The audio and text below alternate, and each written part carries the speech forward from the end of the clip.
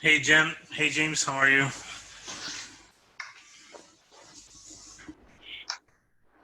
Can you hear me? Let me know if you can hear me. Well,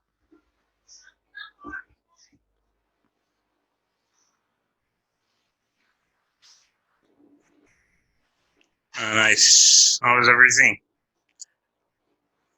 All good.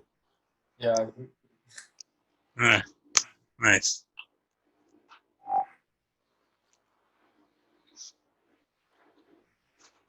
Well, let's see if anyone else is gonna show up, and we can start. I guess. yeah, sure. Now, have you watched the last classes, right? Every Last class, I'm not too sure. I think I watched the previous video, the one before the last week. okay. So did you watch like MDF?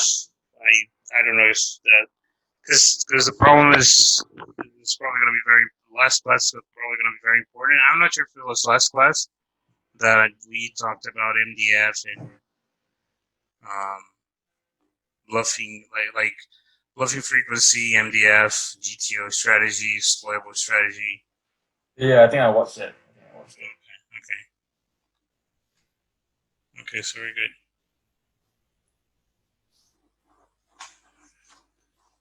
All right, yeah, that's fine.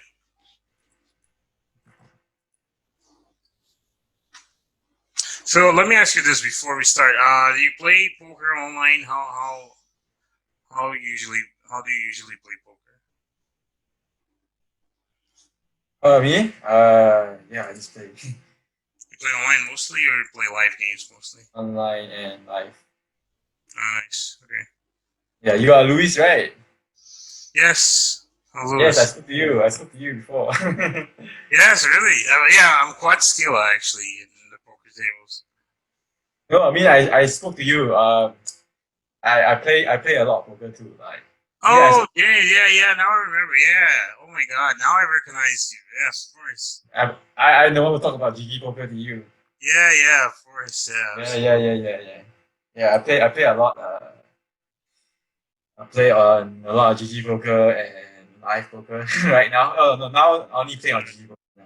yeah. I mean, it's not like we can't play live right now, right? It's like Yeah, but going. I mean, I haven't been doing well. I mean, I've been playing the WSOP. It's Ah, nice. Yeah, yeah.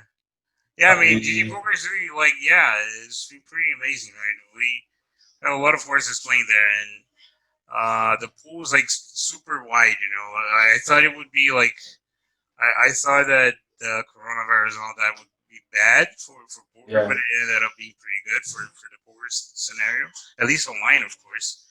And yeah, and then the WSOP is like working like super well, right? And yeah. Are you uh, playing? Do you play any? yeah, yeah, yeah. I play. No, not GG Poker though. I usually play Poker Stars.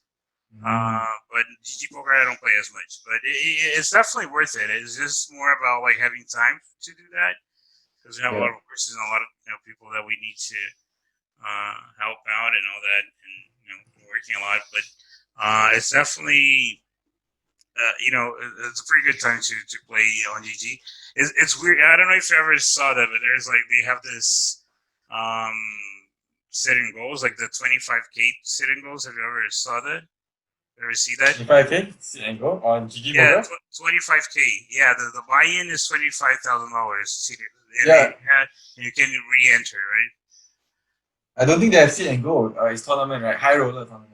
Yeah, I mean they now it's not literally sit and go, but they happen every hour. They have like eight every day. So it's not Oh, like an really? actual. Yeah, it's not like Oh, it is. In theory, it is.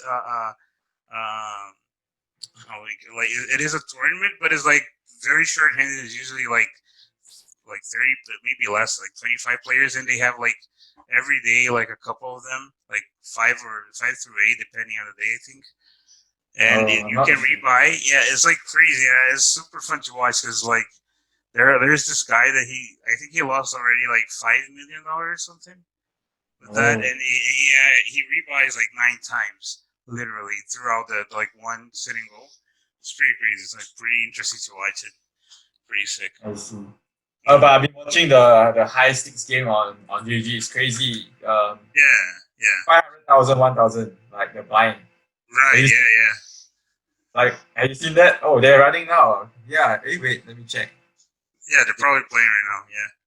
Wait, let me see.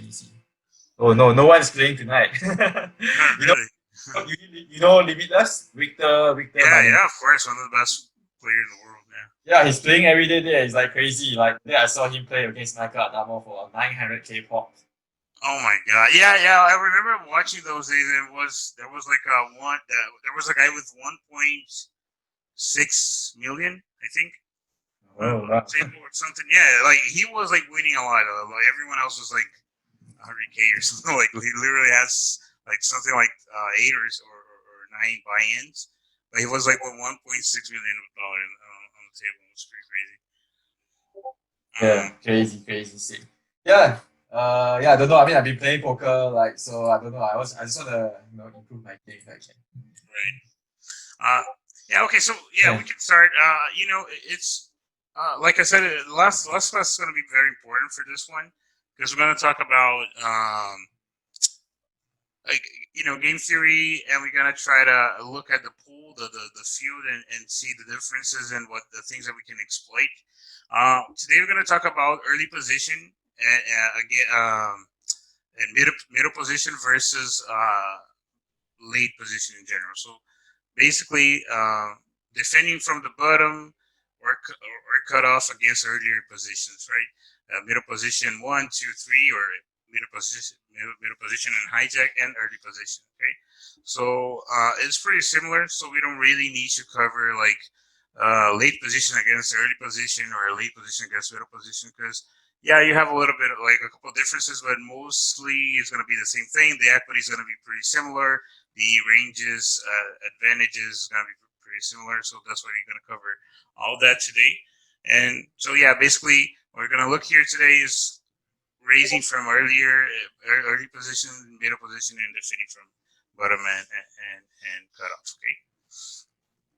Now, so we're gonna do this thing where we're gonna watch both the aggressor side from pre-flop, right? So early position playing and the late position defending. Okay.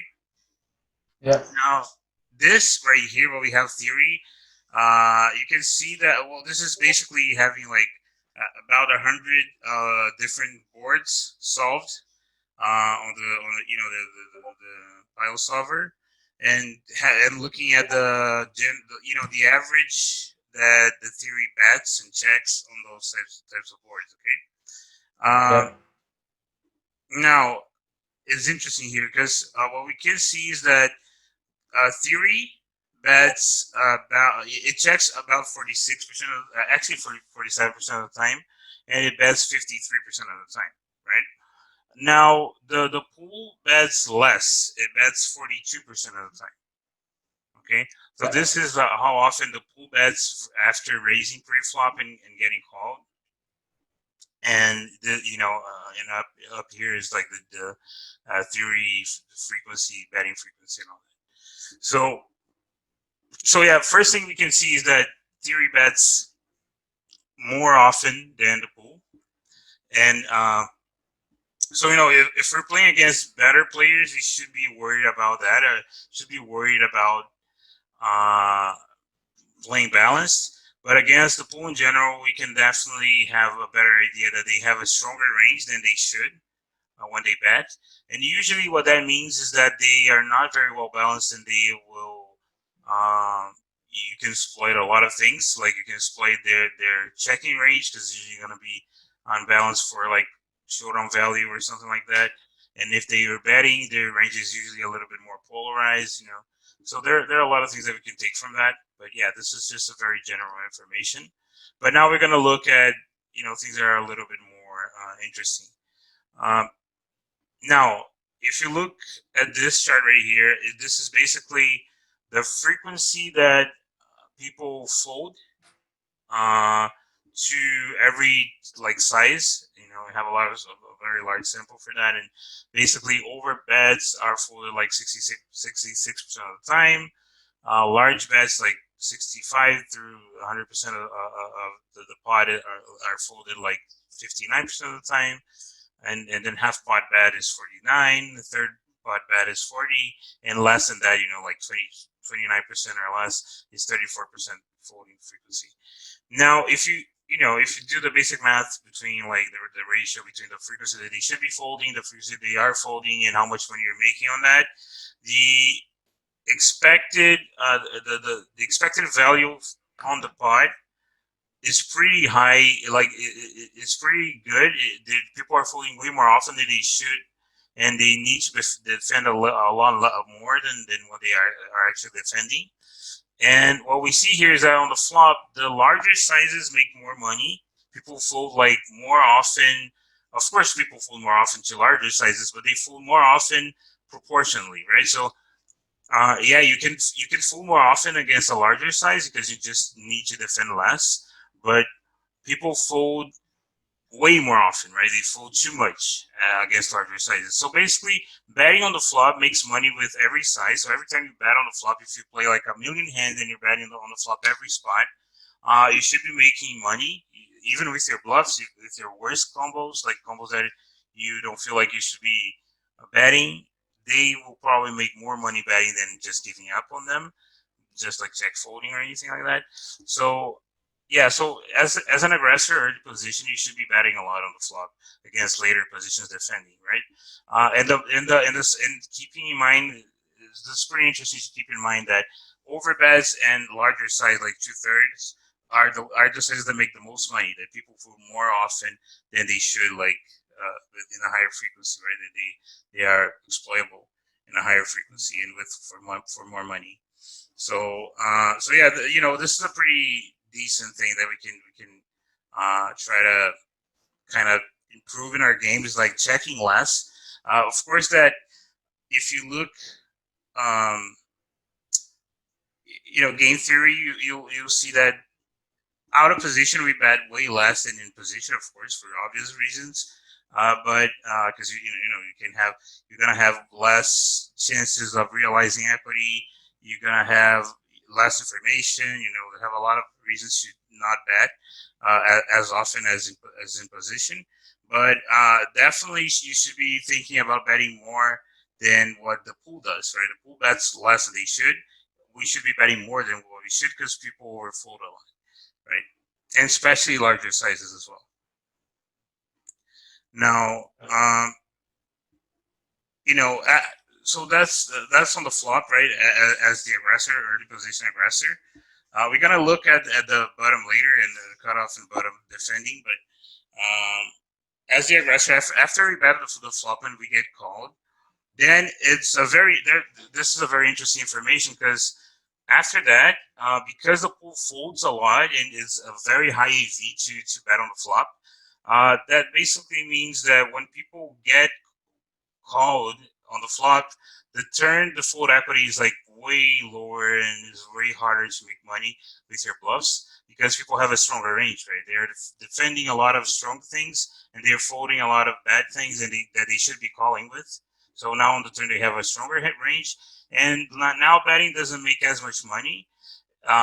So on the turn you need to be more careful. And an interesting fact is that the sizes that make the most money are the smaller sizes instead of the larger sizes. So basically, because now the ranges are usually very inelastic. So if the person had like ace high on the flop, or let's say not even ace high, but a backdoor flush draw and 2 overs or something like that, they will fold like to larger sizes that they should not be folding against.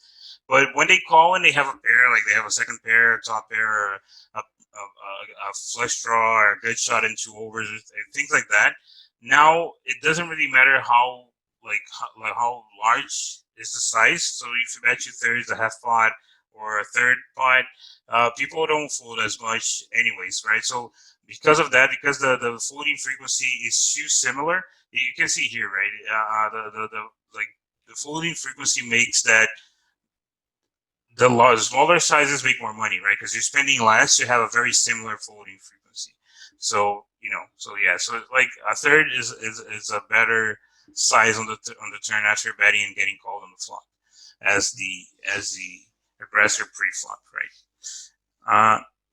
Now, if you do not bet, if you check on the flop and get checked on the behind, if you it's you're in the part of region that you want to check, which happens very often, right?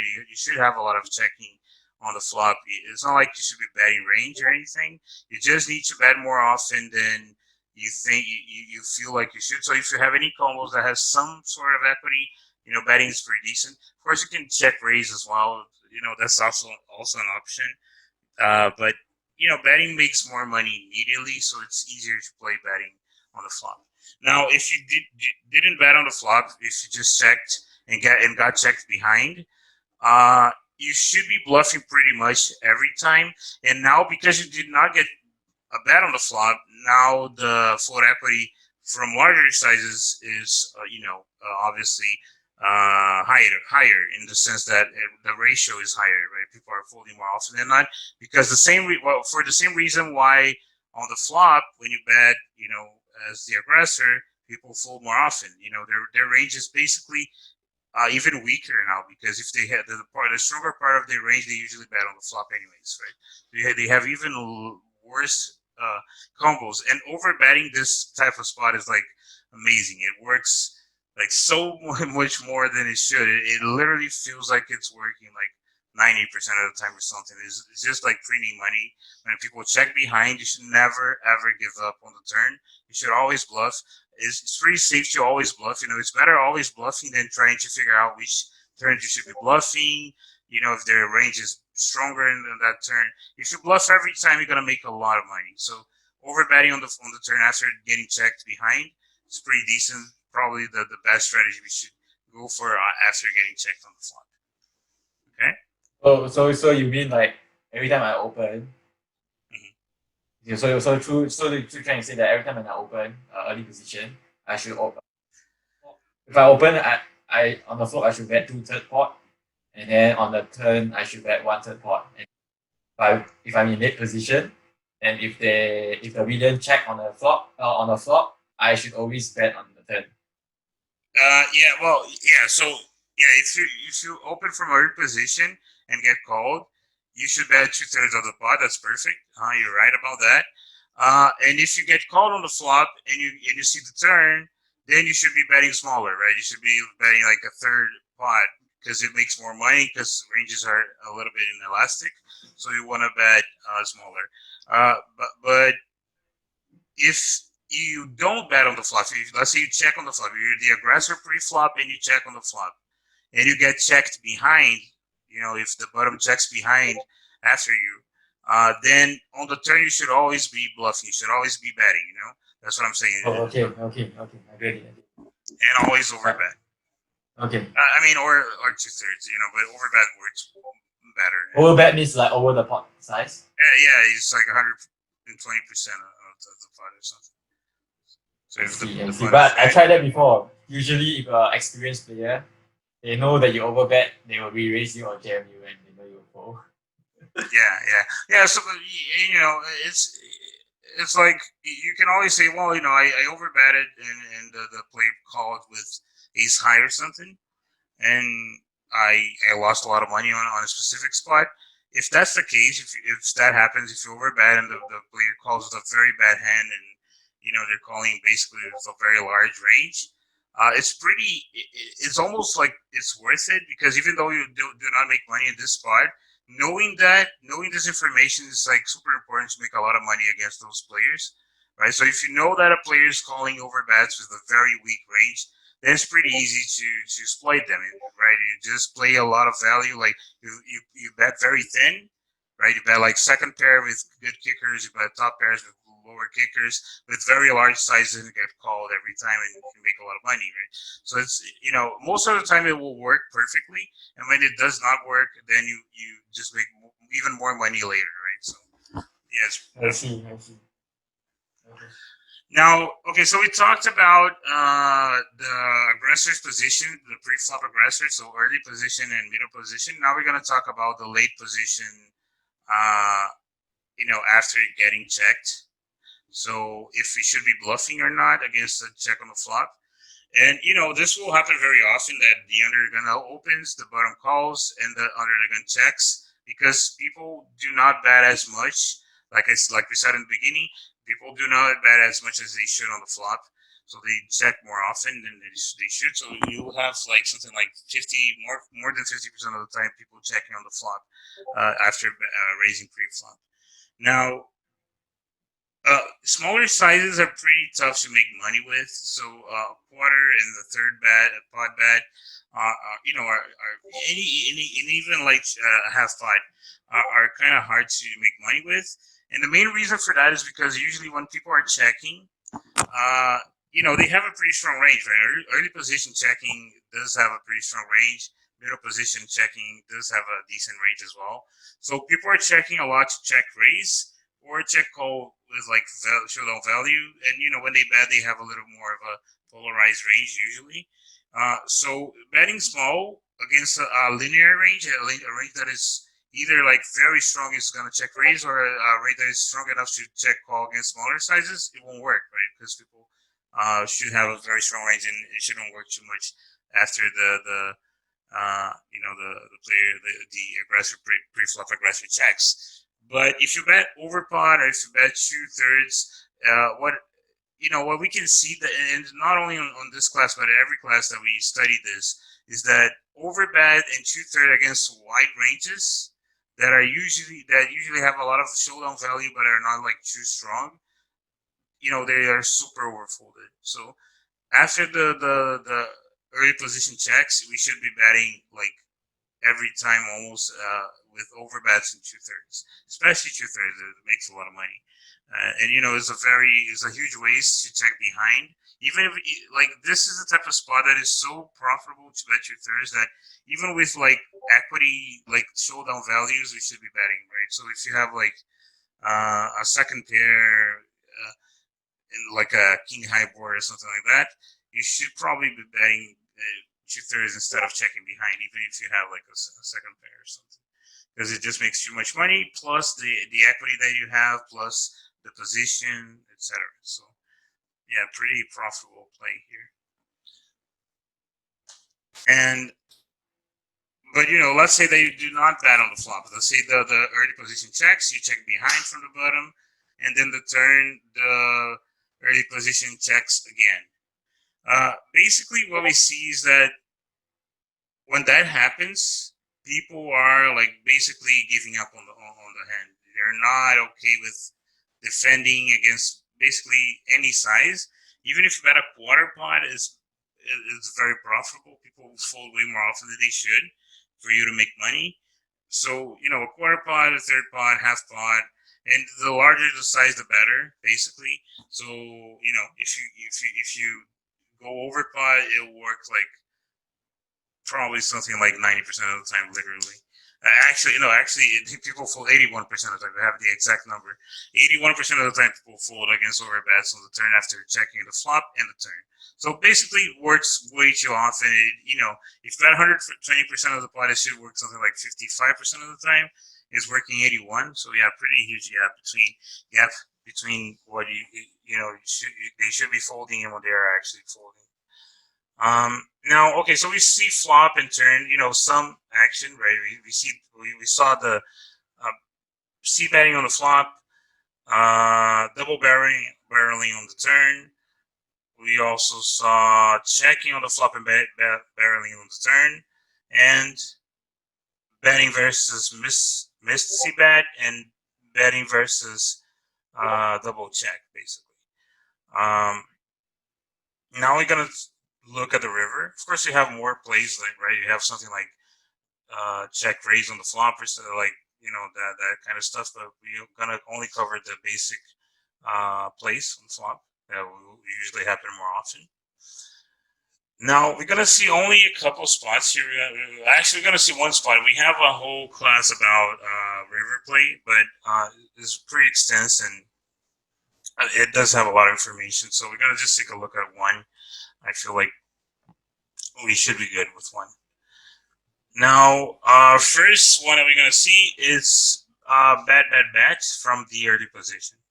Right, so the early position opens, big bottom calls. We bet on the flop, get called. Bet on the turn, get called. And if you should be bluffing on the river, if you have any like bad combo, or if you should be giving up, and which size we should be going for it, right?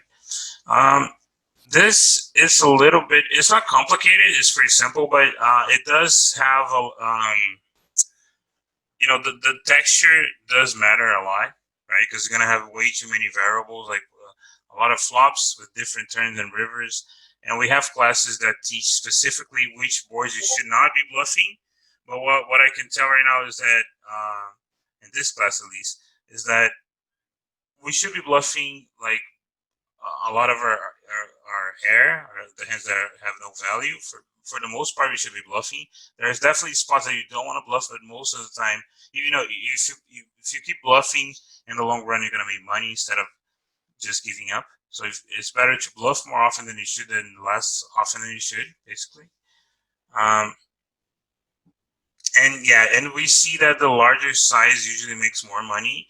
I'll tell you this, usually, because here's the thing, there's too many variables. There's the board and there's the action, the flop and turn, right? So if you have bad, but it's like quarter pot, a quarter pot, and over pot, then it's different from half pot, and 2/3, because the ranges are very different. So this is a very general information. It's just good to know that the best size that makes the most money, the size that makes no money, and it also tells us a lot about if you should be giving up or not most of the time with their bluffs. And basically what this is telling us is that after we bet on the flop and the turn, we should be bluffing more often than not on the river. Larger sizes do not make that much more money, but 2/3 makes more money, but over bet kind of doesn't make as much money as 2/3, and a third pot makes more money. Now, this is interesting because this tells us something, right? This basically what this is telling us is that usually people like the range that we'll call against larger sizes is pretty similar. So if you bet 2/3 or if you bet over pot, there won't be too much of a difference, right? So if you're bluffing and you want to make the best size with the larger sizes, if you're going to bet a very large size on the river, you should not be over betting as much as you should be betting 2/3 of the pot, because people will fold more often than they should 2/3 than over pots, right? And the same thing works for the smaller sizes, right? So if you have to bet a third or half pot, you should be betting more often the third pot, because people fold pretty similar enough frequency that a third makes more money. The only size that is pretty bad is a quarter. Quarter is like terrible. It makes no money almost, and people just call every time, right? Because 25 less, it does mean that this has some stuff like one blind, So yeah, it's not very profitable. People don't fold that much.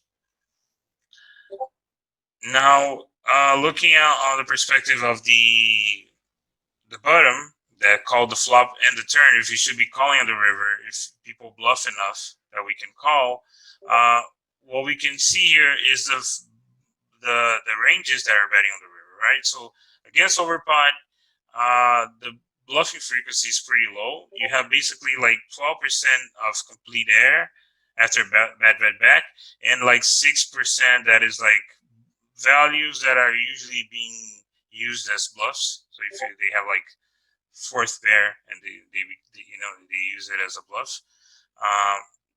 So if you add this up, it's like 18% bluffing frequency. So it's pretty low, and it's definitely not good enough for you to call like a weak top pair that won't be making any money, basically, because it's losing against good top pairs and it's losing against 2 pairs. So it's pretty under bluffed, large overpot after betting the flop and the turn. So we should be folding a lot to that, and it makes no money, not even close. Against large sizes, like 75% average, so 65 through 100%. It also makes no money. It's pretty similar to overbets. And half pot, it does not make money, but it's pretty close from breaking even. But it does not make money to call your bluff catchers, right? Now, the only sizes that you do make money that people bluff more often than they should are basically a third pot and a quarter pot, right? So yeah, that's basically it. So after betting 3 streets, if they bet small in the river, you should be calling a lot with your whatever your like top pair, your second pair top kicker, stuff like that. But that's basically the only spots that you want to be calling with. Apart from that, you usually should be folding most of the time. Of course, like I said, rivers are they have a lot of variables, and we need to study the exceptions. The boards that we should not be calling against smaller sizes, the rivers that we should not be folding against half pot, for instance. Usually when the EV is very low, like for instance, like overpots, I can guarantee that covers basically every spot, right? So even though you might have spots that calling against overpot is not as bad, I can guarantee that every spot, maybe like one specific scenario, it might be good to call, but it's just not worth even studying it, because if you fold every time, you're gonna make way more money than trying to call the right specific spots that are over bluffed, because people just do not bluff over pot basically, and not even like three thirds. So yeah, we should be folding a lot against bad. Okay. That's actually it. I do have a translated. Let's see the sum up. So as an early position, we should always bluff in this specific line of play. Any 2 cards, the best size is 2/3. And as late position, we should be calling against smaller sizes, so a 1/3 and a 1/4, because it's over bluffed, and other sizes are under bluffed, so we should be folding. That's basically it. I do have another class that it's for all other lines, so bet, check, bet, or bet, raise, call, check, bet, all types of lines. But I think it's too much for one day. It's a lot of information, so we should probably go slower. If you have any questions, you can go ahead and ask, and so we can, I guess, see next week. Okay. Okay, so we're good. Okay. Yeah. Okay. All right. Okay. Go ahead. Luiz. Remember you said you have the translated version of the sticking stuff. Okay. Nice. No, thank you. Thank you for being here. Okay. So hopefully we'll see you next week then. Okay. Okay. Bye. See ya. Yeah. Bye.